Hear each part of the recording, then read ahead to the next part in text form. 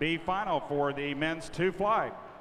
Is a former NCAA champ at this distance and just graduated from the University of Georgia. Mark will be in lane 5. In fact, just graduated. I mean that literally. He just graduated last night. Commencement in Athens.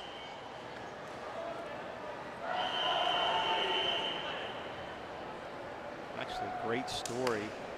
Mark Dilla won the 200 butterfly in 2010, but was disqualified for an illegal stroke.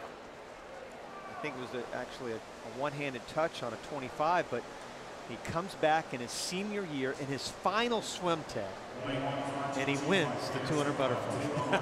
His first NCAA championship back in 2011. It was a pretty cool story. That is great. That's baseball's version of John Goodman. Cross home plate and walk right out of the ballpark.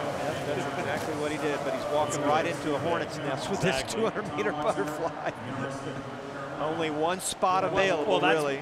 And that's what we'll talk a little bit about this when we see Phelps in a few moments, but that's really the point, right? You know, Michael has got one spot, and is it open for the second spot? But there are so many events like that, Ted. I mean, and because you have so many Michael Phelpses and Ryan Lochte's and Missy Franklins that, you know, are pretty assured of Rebecca Soni, but yeah, this 200 butterfly, it is wide open. There's no question that. In fact, I was just talking to Coach Marsh, David Marsh, the head coach of SwimMac, and I was telling him that I thought Davis Tarwater swam a great race in that 100 butterfly to win last night, and he said, you know, I said, is that the one he's going to be going for? And he said, no, the 200 fly is even more open than the 100 butterfly, and I think he's right. Even though you've got Michael in the 100 butterfly, it's so hard to make a mistake in the 100 and come back. At least you can make a little mistake and come back in the 200. Mark Dilla, though, he's going to be in the mix, and you can see him right now, way out in front at the 150.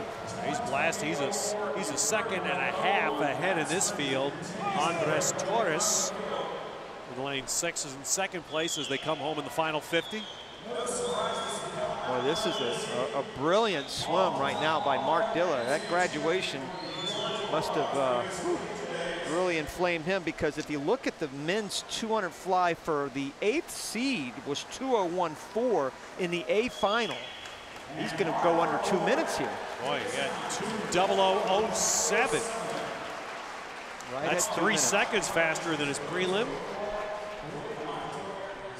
Still a long way from making the Olympic team. He knows he's going to have to go faster, but once again, we're 6 weeks away. We've got plenty of time, and that's a time and